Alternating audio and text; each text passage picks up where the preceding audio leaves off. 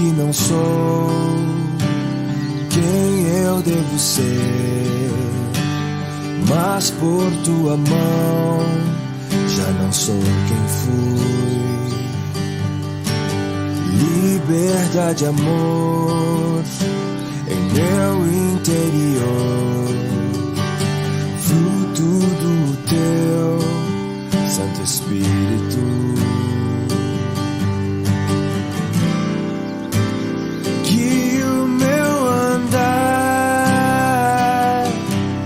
em tua verdade,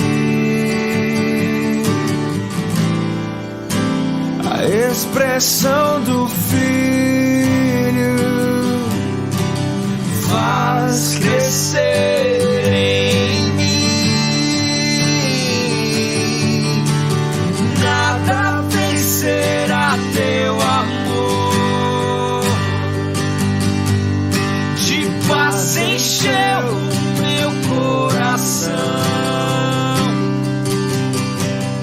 bondade encontro no teu perdão.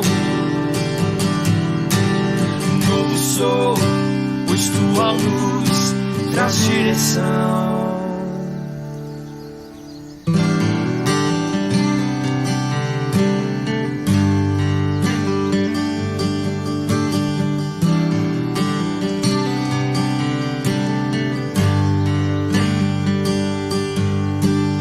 Vejo que não sou quem eu devo ser, mas por tua mão já não sou quem fui. Liberdade, amor em meu interior, fruto do teu Santo Espírito.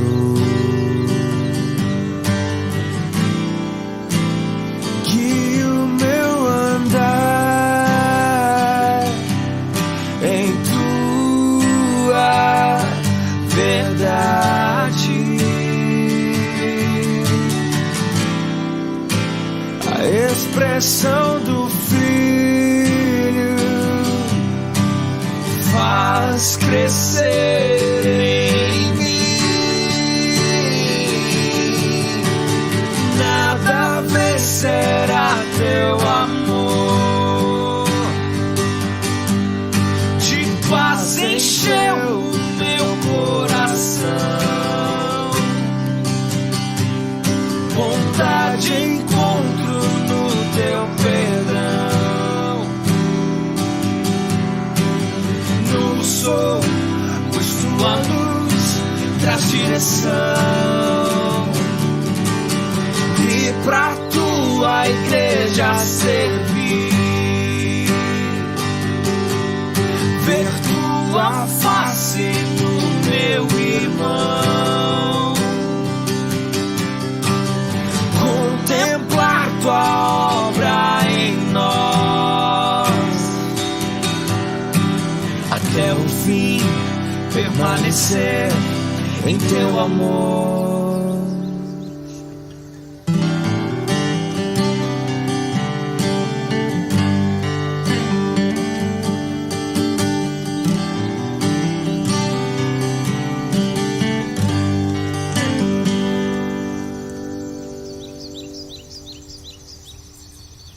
Vamos meditar na palavra do Senhor nesta manhã. Uma alegria receber todos vocês aqui, visitantes, amigos, amigas. Convido você que abra a sua Bíblia no Evangelho segundo Mateus, capítulo 13.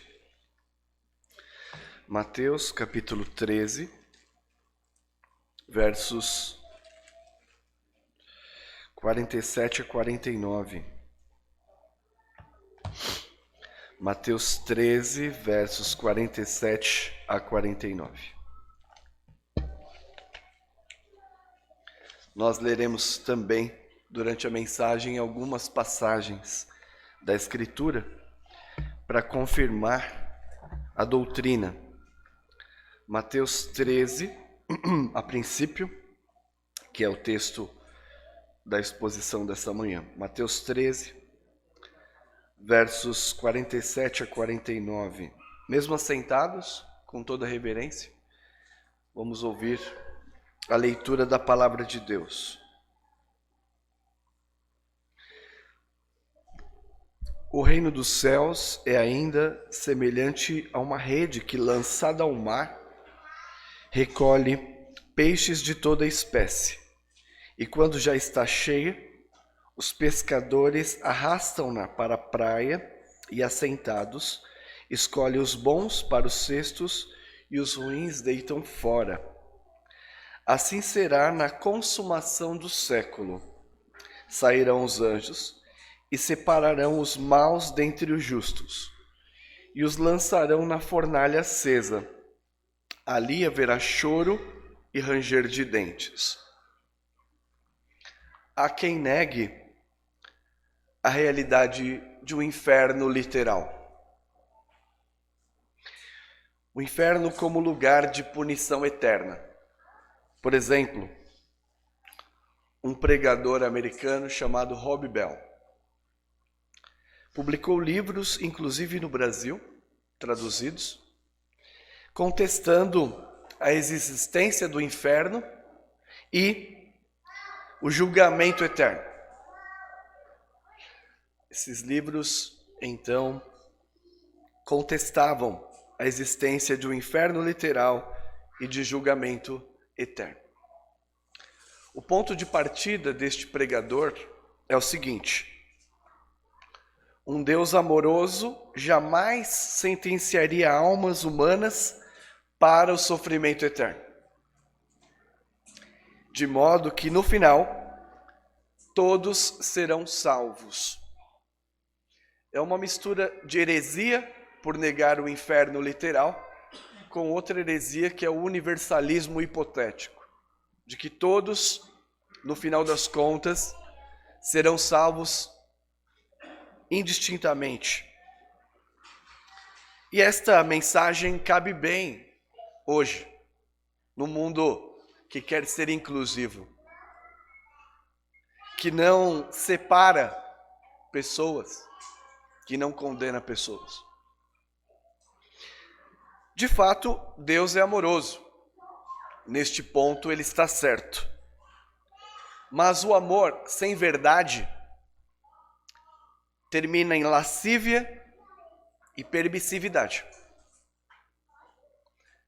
A Bíblia ensina o oposto da tese deste herege. Por exemplo, o ensino principal desta pequena parábola que acabamos de ler é que o reino de Deus envolve separação. O reino de Deus envolve separação, sim. Não só separação, como condenação dos ímpios. Ímpios aqui são aqueles que ofendem a Deus em seu modo de vida e ofendem a Deus por sua incredulidade. Sendo assim, continuando a exposição das parábolas do reino, meu assunto hoje é, mais uma vez, a separação e a condenação que o Senhor realizará na consumação do século. Consumação do século é a mesma coisa de dizer final dos tempos, o dia do julgamento final. Os objetivos da palavra de Deus hoje, em primeiro lugar, você que está indeciso, cocheando entre dois pensamentos, conhece a Cristo, já ouviu falar da fé, mas anda conforme o mundo,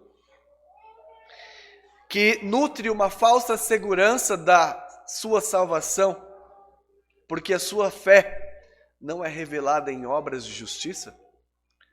A primeira palavra é para você, indeciso e incrédulo, quanto ao terrível destino que o aguarda. Há um terrível destino que está aguardando todos aqueles que são ímpios, indecisos Em segundo lugar, o objetivo é estimular os discípulos a permanecer na fé operosa, na fé salvadora, para que caminhem nesta fé e andem nela, apesar das ameaças e das dificuldades. Diante desta breve introdução, nós vamos ler aqui os versículos 47 e 48 como contexto. Mas eu quero que você lembre que, como a explicação da parábola do joio, parábola acima, esta parábola da rede é contada exclusivamente aos discípulos e também é classificada como uma parábola do reino. Na parábola do joio, que nós chamamos de uma parábola irmã desta daqui, Jesus ilustra que o reino de Deus é semelhante a um campo que comporta temporariamente uma mistura, o trigo e o joio que crescem juntos. Boa semente com erva daninha. E a parábola do joio aponta para a solução deste paradoxo no dia do juízo. Leia, por exemplo, Mateus 13, um pouquinho mais acima na sua Bíblia, versículos 40 a 43. Pois assim como o joio é colhido e lançado ao fogo, assim será na consumação do século. Mandará o Filho do Homem os seus anjos, e aqui ajuntarão do seu reino todos os escândalos e os que praticam a iniquidade, e os lançarão na fornalha acesa. Ali haverá choro e ranger de dentes. Então, os justos resplandecerão como o sol no reino de seu Pai. Quem tem ouvidos para ouvir, ouça. A parábola do joio, portanto, já anuncia esta separação final e a declaração de quem é joio e de quem é trigo. O joio será condenado ao inferno, mas os salvos brilharão como o sol batendo na lavoura de trigo, aquele brilho de ouro. Assim será na consumação do século. Então, nos versículos 47 e 48, nós aprendemos, a partir de uma prática comum, que Deus fará sim separação, seleção, melhor dizendo, e condenação. Veja os versículos 47 e 48 ainda no contexto. O reino dos céus é ainda semelhante a uma rede que, lançada ao mar, recolhe peixes de toda espécie. E quando já está cheia, os pescadores arrastam-na para a praia e, assentados, escolhem os bons para os cestos e os ruins deitam fora. Os discípulos eram pescadores profissionais, tipo o seu Geraldo. Seu Geraldo, durante um tempo foi pescador profissional. Pelo menos era chefe de pescador, né? Os discípulos pregavam no Mar da Galileia, na região mais norte, e usavam redes para recolher os cardumes. Eram redes grandes, um barco vinha aqui, outro aqui, e a rede, os dois barcos iam até a beirada, recolhiam os peixes. E, ao içar a rede, eles então saberiam qual foi o resultado da pesca. Não só quanto à quantidade, mas quanto à qualidade. Certamente havia alguns peixinhos pequenos que não poderiam ser consumidos. Então eles separavam aqueles que eram inúteis para o momento, aqueles que eram menos caros, ficava só com bacalhau. Não tinha bacalhau lá. Ficava com os peixes mais caros para comercialização e também ficava com aqueles peixes que eram autorizados na lei cerimonial. Certos tipos de peixes não poderiam ser ingeridos pelos judeus. Então é nesse sentido, do ponto de vista econômico, separar os melhores, do ponto de vista religioso, separar aqueles peixes que eram adequados cerimonialmente. Você lembra que os discípulos foram chamados por Jesus no seu ofício. Estavam lá Pedro e Tiago, Pedro e João, estavam lá lançando as redes, e o Senhor Jesus disse: vinde após mim, e eu vos farei pescadores de homens. Então diz a Escritura que imediatamente deixaram suas redes e o seguiram. Então os discípulos estão entendendo bem aqui esta palavra, espero que você também. Os discípulos deixaram suas redes e dedicaram sua vida a seguir Jesus, que prometeu transformá-los em pescadores de homens. Então, não é esta a ênfase do texto, mas cabe aqui uma aplicação também. Todo cristão é em potencial um pescador de homens. Todo cristão em potencial é um pescador de homens.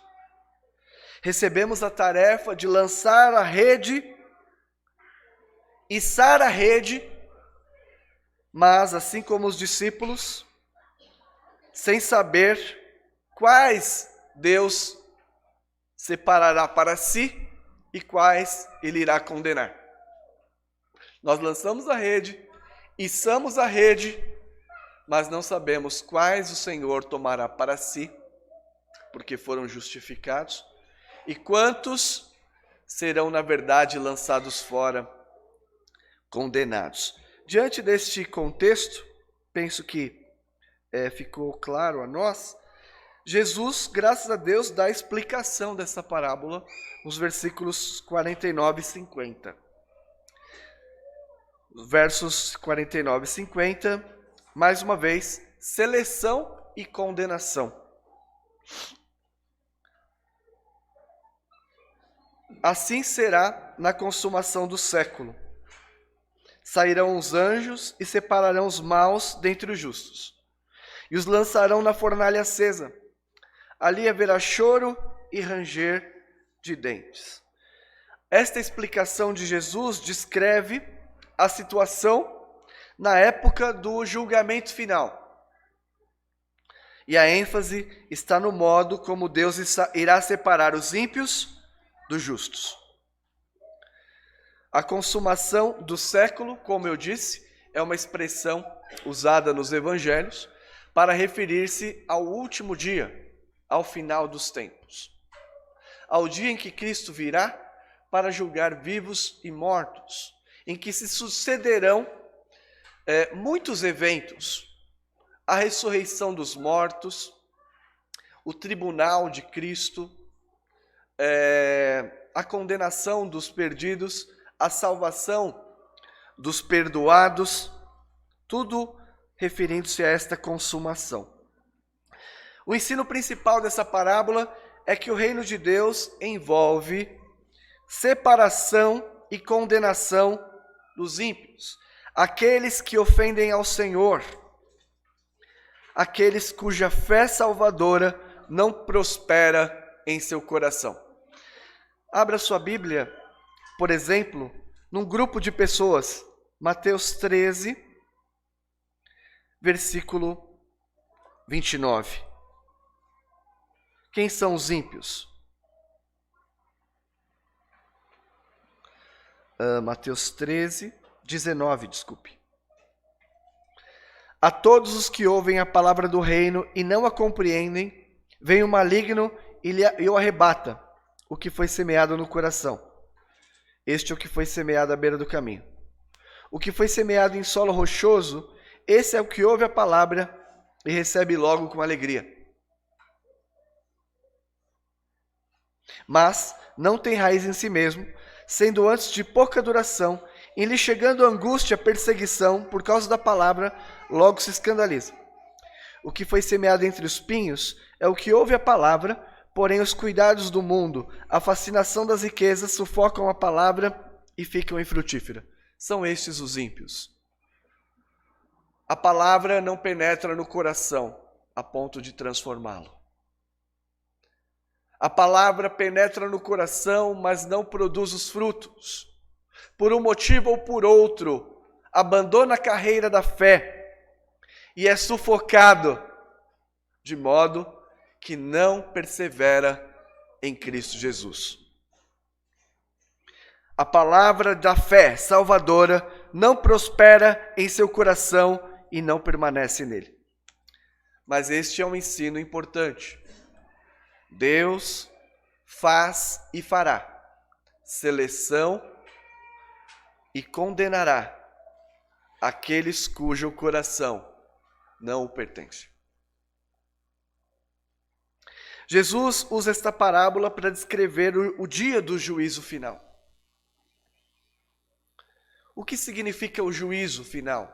Para todos entenderem. É o dia em que Deus colocará debaixo dos seus pés todos os seus inimigos. Em que consumará o seu reino, entregando-o a Deus e Pai. Isso está na primeira carta de Paulo aos Coríntios 15, 24. Que ele subjugará todos os reinos, todos os opositores a ele, colocará debaixo dos seus pés. E o último inimigo a ser vencido é a morte. E quando então ele subjugar tudo isto, entregará o reino ao seu Deus e Pai, que será tudo em todos. O dia do juízo, portanto, é a vitória de Deus, em que sua vontade será plenamente estabelecida no céu e na terra.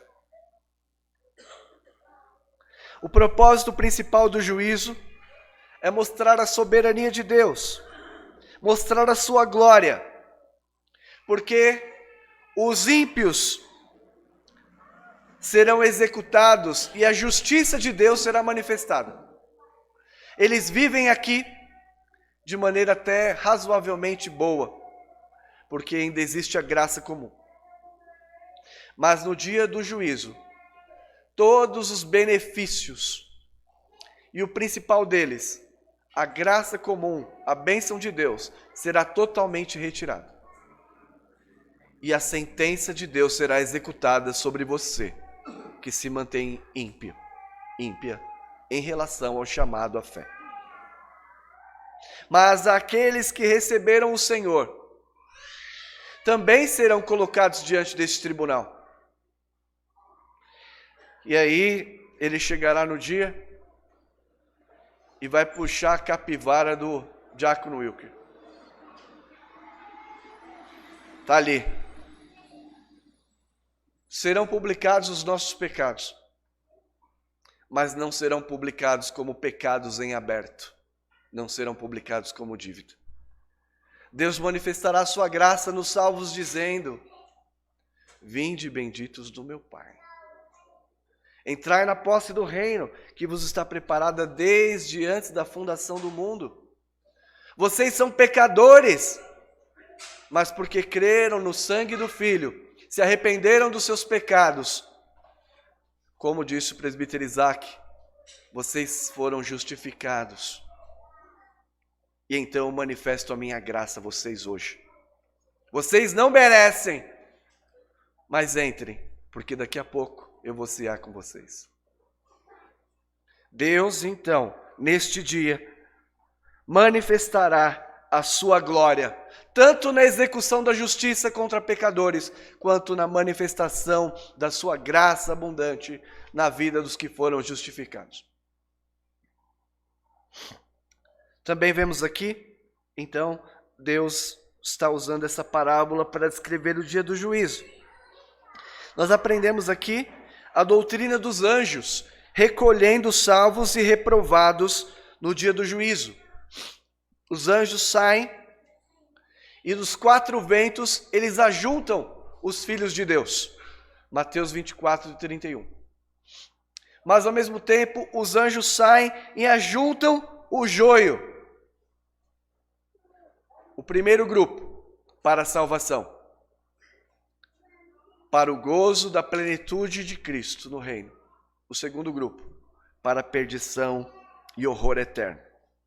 O arrebatamento da igreja para encontrar com o Senhor nos ares. Essas palavras, portanto, ensinam o arrebatamento. Deus recolherá os salvos e destinará os reprovados à condenação eterna. Quando o versículo diz, e os lançarão na fornalha, Mateus 13:50, e os lançarão na fornalha acesa e ali haverá choro e ranger de dentes, está se referindo ao inferno. O inferno é real e será o seu destino, caso se mantenha endurecida contra o Filho de Deus.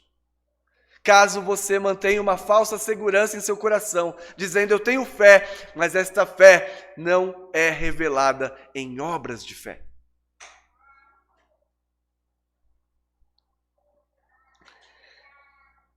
Deus recolherá os seus, assim como fez no passado. Lembra-se de Ló, o momento mais terrível de ameaça. Os anjos foram até ali, chamaram a família, disse, tem mais alguém aqui? Falou, tem.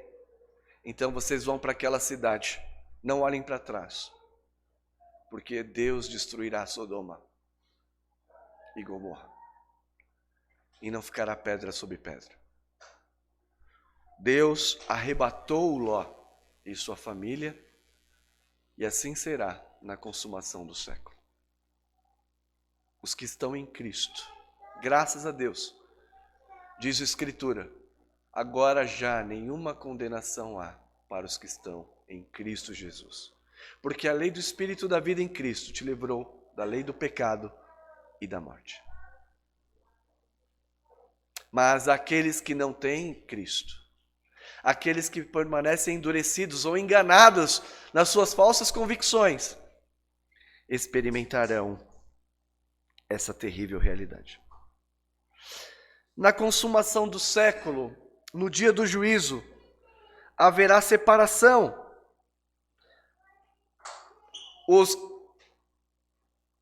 As ovelhas serão colocadas de um lado e os bodes de outro.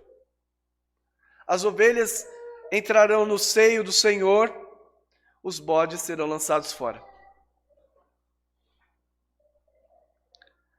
Vamos ler Mateus 25.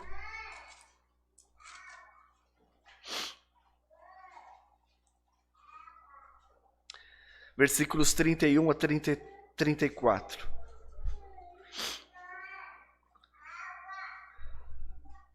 Quando vier o Filho do Homem na sua majestade, e todos os anjos com ele, então se assentará no trono da sua glória, e todas as nações serão reunidas em sua presença. E ele separará uns dos outros, como o pastor separa o cabrito das ovelhas. O Deus fofinho, inclusivo, não é o Deus que se adequa à revelação bíblica. Ele é amoroso, mas é santo e é justo. Continua. Ele porá as suas ovelhas à direita, mas aos cabritos à esquerda. Então o rei dirá aos que tiverem à sua direita: vinde, benditos do meu Pai, entrai na posse do reino que vos está preparada desde antes da fundação do mundo. Por quê? Porque eram servos e discípulos de Jesus. E as suas obras revelavam isso. Tive fome, tive sede, estava nu. A fé salvadora vem acompanhada de obras desta fé. Que você não saia daqui enganado esta manhã, enganada da sua falsa segurança. Ainda haverá separação, continuando, versículo 41. Então o rei dirá também aos que estiverem à sua esquerda: apartai-vos de mim, malditos, para o fogo eterno, preparado para o diabo e seus anjos. Versículo 46. Irão estes para o castigo eterno, porém os justos para a vida eterna. Essa condenação será para os filhos do maligno, que serão lançados no tormento e dor eterno, o lago de fogo, a segunda morte, que nós acabamos de ler na liturgia. Um estado consciente de separação de Deus. Todos deverão comparecer diante do trono de Cristo. Todos nós. Sem exceção. Como esta palavra, por favor, volte lá para Mateus capítulo, sua Bíblia, Mateus 13, 47 a 50. Como a minha vida é moldada pela expectativa do dia do juízo. Alguns morrem de medo. Muitas orações aqui na parte do culto pediram a volta do reino de Deus. A volta de Cristo. Você também pode orar com tranquilidade sobre a volta de Cristo? Você anseia isso? Ou você tem muito medo? É porque você não sabe responder sobre o dia do juízo. Então, a nossa vida é moldada pela doutrina do dia do juízo e implica em mudanças significativas na percepção e na fé. O que nós podemos deduzir desta palavra em termos de aplicação teológica? A primeira coisa é que a história do mundo está em movimento em direção a um alvo. Talvez você esteja perdida. Você está perdido no tempo e no espaço. E a Escritura nos mostra que haverá a consumação do século. A história caminha em direção ao alvo, que é a plenitude do reino de Deus. O fato de Deus agir fazendo a sua vontade no céu e na terra, sem oposição. Deus está encaminhando todas as coisas para a implantação do seu reino eterno. E aqueles que conhecem a Escritura sabem disso. Em que Deus aplicará perfeitamente a sua justiça. Você anda enganando as pessoas. Você anda praticando injustiça. Imagina que a história acontece e ela não está caminhando para lugar algum. Mas um dia Deus encontrará com você face a face. E todas as coisas estão patentes aos olhos daquele a quem temos de prestar contas.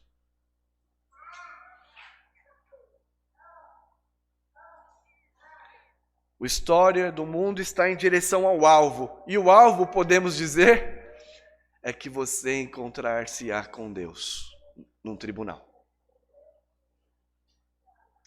E o que será da sua vida? Aqueles que estão em Cristo, cuja fé salvadora é frutífera, serão declarados justos e perdoados. Mas aqueles em quem a fé salvadora não estiver, manter-se-ão no inferno para toda a eternidade. Segundo, o dia do juízo revelará a salvação, que a salvação e a felicidade dependem da relação pessoal com Jesus. Isso aqui, irmãos e irmãs, é maravilhoso. Serviço ao Senhor Jesus Cristo, amor ao Senhor Jesus Cristo, consagração ao Senhor Jesus Cristo, fé sincera a Jesus Cristo. Porque, como vemos, a felicidade está nele. E se você o rejeitar, ele também o rejeitará diante do Pai. As alegrias e felicidades que este mundo provê não se comparam à felicidade que está intimamente entrelaçada com a relação com o pessoal com Jesus. Estava nu e me vestistes. Estava com fome e me deste de comer. Estava com sede e me deste de beber. Fostes visitar-me. E aqui não está falando de pobre, não. Ele está falando do amor aos filhinhos de Cristo. Ele está falando aqueles que se relacionam comigo de maneira sincera, honesta, estes entrarão no reino do meu Pai. Então está aqui o ponto fundamental. Cristo, tudo depende de Cristo. Terceira aplicação. Esse dia do juízo enfatiza a responsabilidade do homem, de cada ser humano, que cada um deve ter a sua luta moral. Talvez você esteja vivendo moralmente uma frouxidão. Vida sexual, dinheiro, família, os seus olhos onde estão sendo colocados. As suas obras acompanham a sua fé. E não haverá confusão para Deus no dia do juízo. Se as suas obras não estiverem em harmonia com a fé, você será separado para a perdição eterna. Então, esta aplicação é um alerta aos cristãos. Nós também seremos julgados segundo as nossas obras. Em que sentido? Que as nossas obras são resultados diretos da fé que professamos. Isso significa que andamos moralmente nos aproximando da imagem de Cristo. Em cada cristão, em cada situação. E por último, o juízo significa o triunfo final de Deus. O triunfo final de Deus. Sua vontade plenamente executada no céu e na terra. Quando ali o reino eterno se estabelecer. E a promessa é de que Ele enxugará dos nossos olhos toda a lágrima. Não haverá mais pranto, nem dor, nem choro. Nós seremos seus filhos, seu povo, e Ele será o nosso Deus. Promessa àqueles que se arrependeram dos seus pecados hoje, não amanhã, hoje. Abandonam suas práticas, abandonam o engano da falsa segurança de salvação. Glória a Deus, que não nos deixa ignorantes quanto ao rumo da história. E que você possa vir ao Senhor hoje, caso, como eu disse, ainda esteja indeciso, incrédulo. Um terrível destino o aguarda nessa situação. Mas aqueles que amam o Senhor e a sua vinda, que vocês continuem mantendo a fé. A fé bíblica é operosa, cheia de frutos. Até o dia em que tudo isso acontecer. Seremos colocados diante do tribunal de Cristo, sim. Mas, apesar de todos os nossos pecados, Jesus, como juiz, promotor e advogado, concederá aos seus filhos que gozem plenamente deste reino que virá. Que o Senhor Deus nos ajude para caminharmos nesta fé. Vamos cantar um hino agora que é um convite.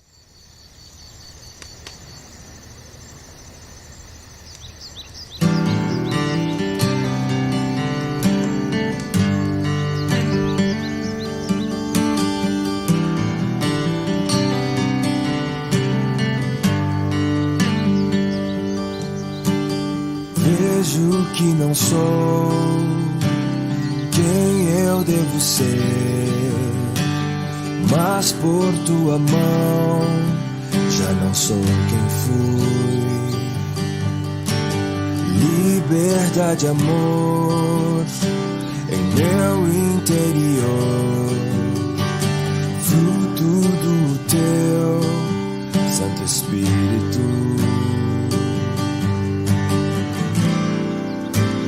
Que o meu andar em tua verdade, a expressão do Filho faz crescer em mim. Nada vencerá teu amor, de paz encheu o meu coração, bondade encontro no teu perdão. Novo sou, pois tua luz traz direção.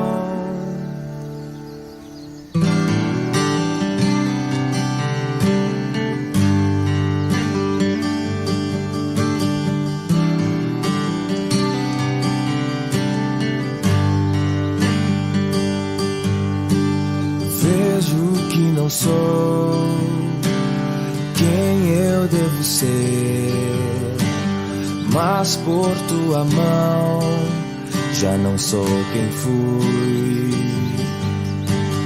Liberdade, amor em meu interior, fruto do teu Santo Espírito. Que o meu andar em tua verdade, a expressão do Filho faz crescer em mim. Nada vencerá teu amor, de paz encheu o meu coração, bondade encontro no teu perdão. Novo sou, pois tua luz traz direção, e pra tua igreja servir, ver tua face no meu irmão, contemplar tua obra em nós, até o fim permanecer em teu amor.